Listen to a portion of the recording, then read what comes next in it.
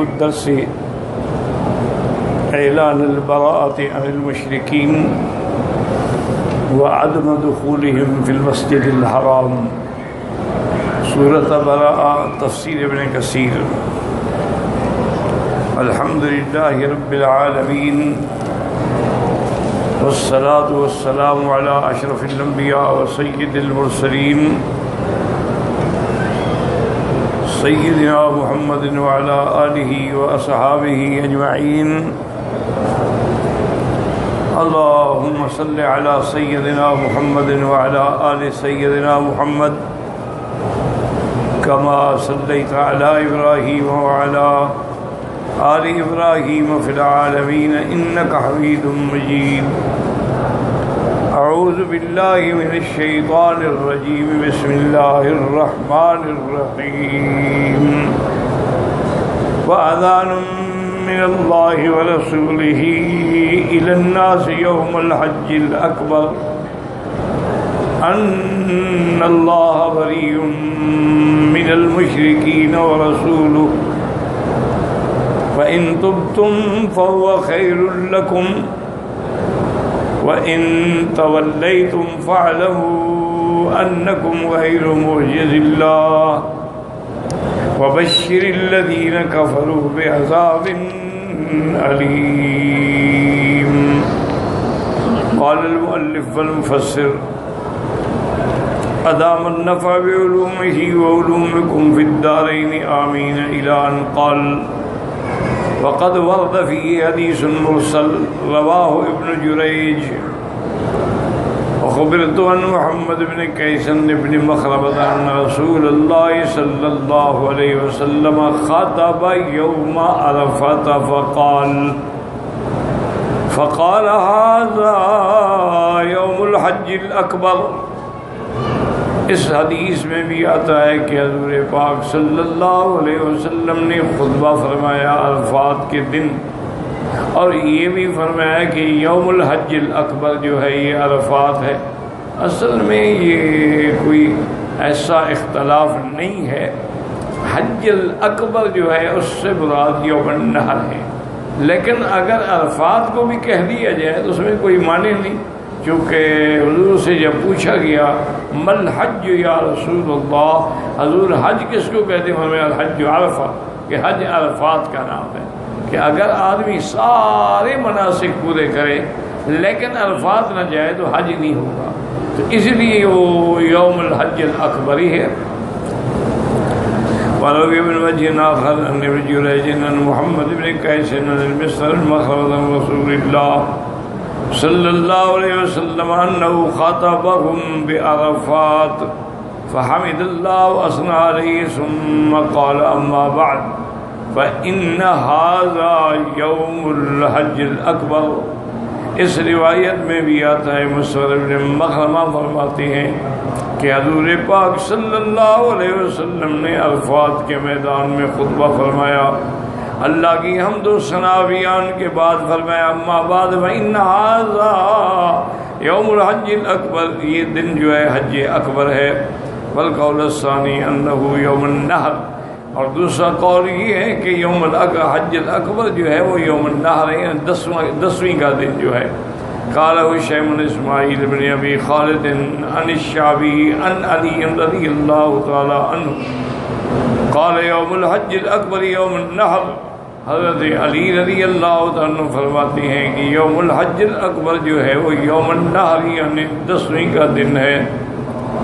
وقال ابو اسحاق السبئی عن الحارث الاعور سألت علی رضی اللہ تعالی عنہ عن یوم الحج الاکبر وقال هو یوم النحر.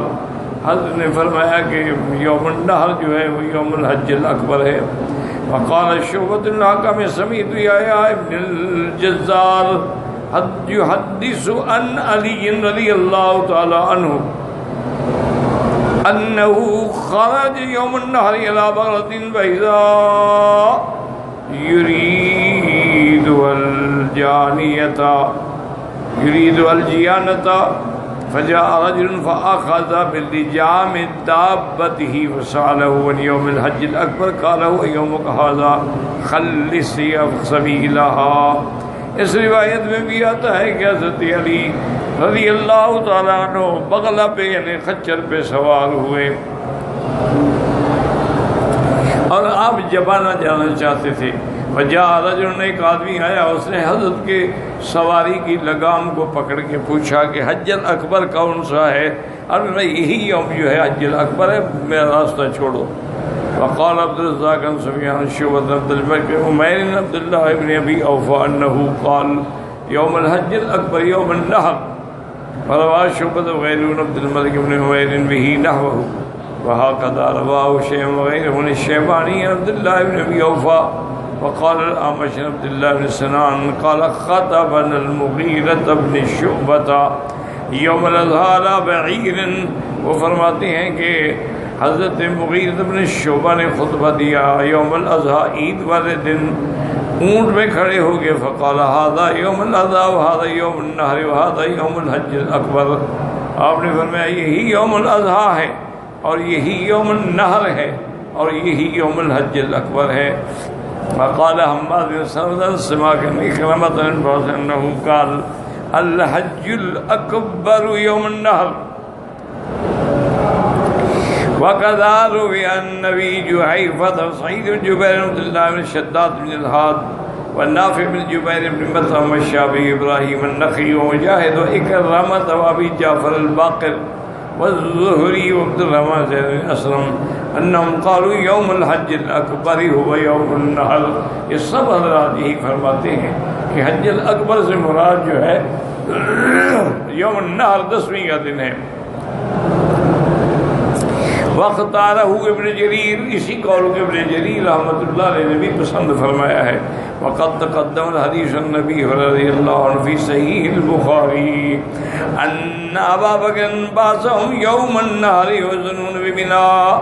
اور اسی طرح فرماتی ہیں کہ ابی رضی اللہ عنہ کی روایت ہے جو امام بخاری رحمۃ اللہ علیہ نے اپنی صحیح میں بھی روایت فرمائی ہے کہ حضرت ابا بکر رضی اللہ عنہ ان کو یوم النحر بھیجا کہ جا کر یؤذنون بمنن کہ جا کے اعلان کریں.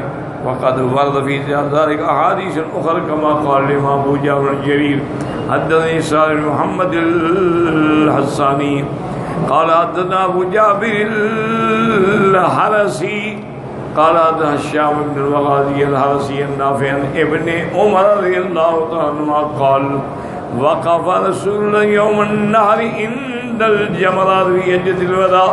حضور صلی اللہ علیہ وسلم حجۃ الوداع کے موقع میں جمرات کے قریب کھڑے ہوئے اور فرمایا ھذا یوم الحج الاکبر. وهكذا روى ابن ابي حاتم بن مردوي من حديث ابي جابر واسمه محمد بن عبد الملك به. ورواه ابن مردوي ايضا من حديث الوليد بن مسلم عن هشام بن الغازي به. ثم روى ابن ابي سعيد بن عبد العزيز النافع به. وقال شعبة عن بن مرة عن مرة الحمداني عن رجل من أصحاب النبي صلى الله عليه وسلم قال قام فينا رسول الله صلى الله عليه وسلم ناقة حمراء وزرمة فقال أي يوم هذا؟ قالوا يوم النحر. قال صدقت يوم الحج الأكبر. کہتے ہیں حضور پاک صلی اللہ علیہ وسلم سرخ اونٹنی پہ سوار تھے اور آپ نے فرمایا جانتے ہو یہ کون سا دن ہے؟ تو صحابہ نے عرض کیا کہ یوم النحر ہے. فرمایا صدقتم، تم لوگوں نے سچ کہا اور یہی یوم الحج الاکبر ہے. وقال ابن جرير حدثنا حمد المقدام قال يزيد بن زريع قال حدثنا ابن عون عن محمد بن سيرين عن عبد الرحمن بن بكر النبي قال لما كان ذلك اليوم قعد رسول الله صلی اللہ علیہ وسلم بعیر له واخذ الناس بختامه وزمامه فقال ای یوم هذا. اس میں آتا ہے کہ حضور صلی اللہ علیہ وسلم بیٹھے اپنے اونٹ پہ اور لوگوں نے آپ کے اس کی اونٹ کی مہار پکڑی ہوئی تھی. آپ نے فرمایا ای یوم هذا، یہ کون سا دن ہے؟ قال سکتنا، ہم خاموش رہے حتی ظننا انه سیسمی سوا اسمہ. ہمیں یہ خیال ہوا کہ شاید حضور اس کا کوئی دوسرا نام رکھنا چاہتے ہیں. فقال علیہ السلام یوم الحج الاکبر، کیا یوم حج الاکبر نہیں یعنی بہے. فهذا اسناد صحیح وأصله مخرج في الصحيح. فقال أبو الأهوس شبيب بن أرد بن سليمان بن عمرو بن الأهوس النبي قال سمعت رسول الله صلى الله عليه وسلم في حجة الوداع فقال أي يوم هذا؟ وقال يوم الحج الأكبر. وعن سعيد المسيب أنه قال يوم الحج الأكبر يوم الثاني من يوم النحر. وہ فرماتے ہیں کہ یوم الحج الاکبر سے مراد جو ہے وہ 10ویں نہیں بلکہ 11ویں کا دن ہے. وقال مجاہد ایضا یوم الحج الاکبر ایام الحج کلھا. اور ایک قول یہ بھی ہے کہ حج الاکبر سے مراد یہ ہے کہ حج کے جتنے 5 دن ہیں سب حج اکبر کہلاتے ہیں. وقضا قال ابو عبید قاص یوم الحج ویوم الجمل ویوم صفین ایام کلھا، یعنی یوم الجمل ہو یا یوم صفین ہو سب کو حج الاکبر کہا گیا ہے. وقال سعید الحسن بصری یعنی یوم الحج الاکبر. حضرت حسن بصری سے سوال ہوا قال ما لکم وللحج الاکبر ذاک عام حج فی ابو بکر الذی استخلفہ رسول اللہ صلی اللہ علیہ وسلم. آپ نے فرمایا یہ وہی دن ہے جس میں حضرت ابو بکر کو آپ نے امیر بنا کے بھیجا تھا. وقال حدثنا الوكيع قال حدثنا ابو سعد اور سألت محمدا يعني ابن سيرين عن يوم الحج الاكبر فقال كان يوم وافق فيه حج رسول الله صلى الله عليه وسلم حج اهل الوطن. حضور کا حج بھی اسی دن تھا اور بعد میں آنے والے جو ہیں ان کا حج بھی اسی دن تھا.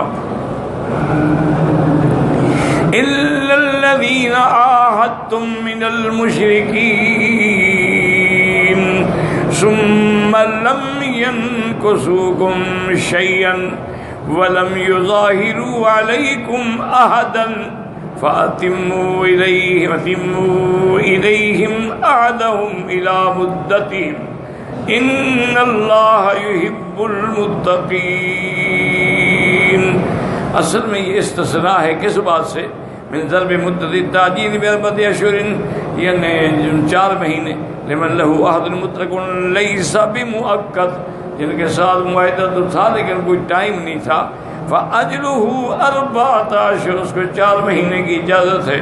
یسیح فی الارض، زمین میں چلے پھرے. یذهب هو لینجو بنفسہ اذ شاء، تاکہ اپنے آپ کو بچا کے جہاں جانا چاہے چلا جائے. الا من له عہد مؤقت، ہاں اگر کسی کے ساتھ ایک معاہدہ ہے لیکن مؤقت ہے کہ فلاں دن تک. فاجلہ الی مدتہ المضروبۃ التي عہد علیہا، تو اس کے لیے اس کی مدت کے مطابق اس کو مہلت دی جائے گی. اس کے بعد وہ نکلے گا. وقد تقدمت الاحادیث ان کان له عہد مع رسول اللہ وعہدہ الی مدتہ وذلک بالشرط، لیکن ایک شرط ہے کہ اللہ ینقض المعاہد عہدہ، وہ جس کے ساتھ تمہارا معاہدہ ہو اس نے عہد بھی نہ توڑا ہو. ولم یظاہر المسلمین احدا، اور نہ کسی تمہارے دشمن کے ساتھ مل کے مسلمانوں پہ چڑھائی کی ہو. علیہ من سواہم فہذا الذی یوفی لہ بذمتہ وعہدہ، یہ بندہ ہے جس کا وعدہ اور عہد پورا کیا جائے گا.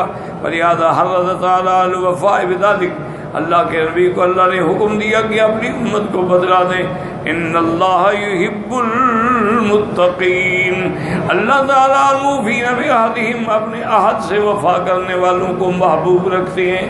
تو اصل بات یہ سمجھ لیں کہ ایک تو یہ بات سمجھیں کہ کتنا بڑے علماء ہیں، محدث ہیں، مفسر ہے. امام حافظ ابن کثیر اب محدث بھی ہیں، مفسر بھی ہیں، مؤرخ بھی ہیں. اس کے باوجود حج اکبر جو ہے وہ کس دن کو کہتے ہیں اس میں سارے اقوال نقل کر رہے ہیں تاکہ سارے منظر جو ہے وہ لوگوں کے سامنے آ جائیں کہ بھئی بعد نے یہ بھی کہا ہے، یہ بھی کہا ہے، یہ بھی کہا ہے. تو 3 قول سامنے آئے کہ ایک تو حج اکبر عرفات کے دن کو کہتے ہیں. دوسرا قول یہ آیا کہ حج اکبر جو ہے یوم النحر 10ویں تاریخ کا جو دن ہے اس کو یوم النحر کو حج اکبر کہتے ہیں. اور تیسرا قول یہ آیا تھا کہ حج کے جتنے بھی دن ہیں سب حج اکبر. لیکن ایک بات یاد رکھیں کہ راجح بات یہی ہے جو صحیح احادیث میں ثابت ہے کہ حج الاکبر سے مراد جو ہے وہ یوم النحر ہے، 10ویں کا دن۔ یوم عرفہ جو ہے وہ یوم الوقوف ہے، وہ یوم الحج ہے، لیکن الحج الاکبر کی جو اصطلاح ہے یہ یوم النحر سے۔ تو ایک مسئلہ تو یہ سمجھ آئے کہ کتنی باریکی سے محدثین تحقیق کرتے ہیں، اور ہمارے لوگ کہتے ہیں بھائی حدیث میں ہے۔ بھائی حدیث میں کیسی حدیث میں ہے؟ کو پتہ بھی ہے کہ حدیث کہاں ہے؟ بس جی بزرگوں نے فرمایا ہے۔ بزرگوں نے کس بزرگ نے فرمایا ہے؟ آخر بزرگوں نے جو فرمایا تو کوئی حوالہ، کوئی دلیل، کوئی سند ہوگی۔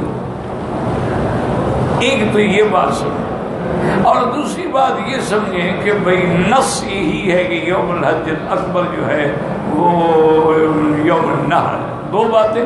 اور تیسری بات یہ ہے کہ اعلان یہ تھا کہ جن لوگوں سے، قبیلوں سے ہمارا معاہدہ ہے، مثلا کہ بھی ایک دوسرے کے خلاف ہم جنگ نہیں کریں، لیکن کوئی مدت نہیں ہے، تو ان کو بھی 4 مہینے تک کی اجازت ہے، اس کے بعد وہ حرم میں داخل نہیں ہو سکتے۔ اور مطلقاً مشرکین کو بھی 4 مہینے کے بعد حرم میں داخل ہونے کی اجازت نہیں ہے۔ اسی لیے اعلان کیا گیا کہ اللہ یحج المشرکون بعد عامہم ھذا، اس سال کے بعد کوئی مشرک حاجی نہیں کرے گا۔ ولا یطوف بالبیت عریان، اور کعبۃ اللہ کا طواف کوئی عریاں حالت میں نہیں کرے گا، چاہے وہ کوئی ہو، مسلمان بھی ہو۔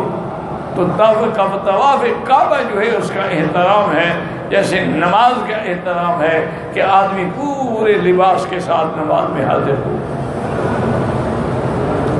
حتیٰ کہ بعض علماء یہ بھی فرماتے ہیں کہ مثلا ایک آدمی کی طبیعت ہے کہ وہ ہمیشہ سر پہ پگڑی باندھ کے ہی نکلتا ہے، وہ کہتے ہیں نماز میں بھی پگڑی باندھ، ورنہ تو نماز بغیر پگڑی کے، ٹوپی کے ساتھ بھی جائز ہے، رومال کے ساتھ بھی جائز ہے، لیکن اگر اس کی عادت ہے تو پھر نماز کا احترام زیادہ ضروری ہے کہ اس کے لیے آدمی ہر لحاظ سے تیار ہو، اور اس کا لباس بھی اسلامی ہو، اور اس کے سارے کپڑے بھی اسلامی انداز کے ہوں۔ اس میں ایسا کوئی کپڑا نہ ہو جو نماز کی کراہت کا باعث بن جائے، یعنی وہ کپڑے جو عورتیں پہنتی ہیں، یا ایسے شرٹ جن سے کوہنی ظاہر ہوتی ہے، اس سے جو ہے وہ نماز مکروہ ہو جاتی ہے۔ ہو تو جاتی ہے، نماز تو ہو جائے۔ یہ 2 باتیں ہمیں معلوم ہوئی ان آیات مبارکہ سے۔ اچھا، جس آدمی کا ہمارے ساتھ عقد تھا 8 مہینے کے لیے، تو اس کو 8 مہینے پورے کرنے کی اجازت ہے، اس کو 4 مہینے کے بعد نہیں نکالا جائے، لیکن شرط ہے کہ اس نے پہلے اس عہد کو توڑا بھی نہ ہو اور ہمارے کسی دشمن کی مدد بھی نہ کی ہو۔ اب ہمارا بھی فرض ہے کہ ہم اپنے عہد کو وفا کریں۔ اللہ تعالی عہد کو وفا کرنے والوں کو محبوب سمجھتے ہیں۔ واللہ اعلم۔